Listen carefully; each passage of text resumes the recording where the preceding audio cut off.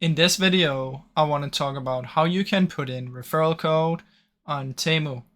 Now, usually if you're part of the Temu affiliate program or the person who sends you the referral list, all you have to do is click on the referral link and it will automatically use the code.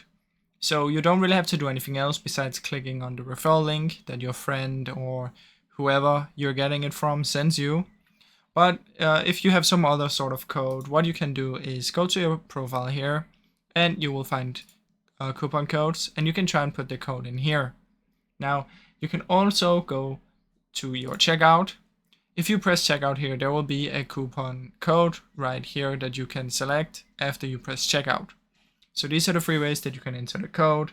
Now, like I said at the start, usually if it's a referral code, you just want to click on the link and it will be used. Now, I really hope you enjoyed this short video. If you did, please leave a like and subscribe, as it helps me out a ton. Thank you so much for watching.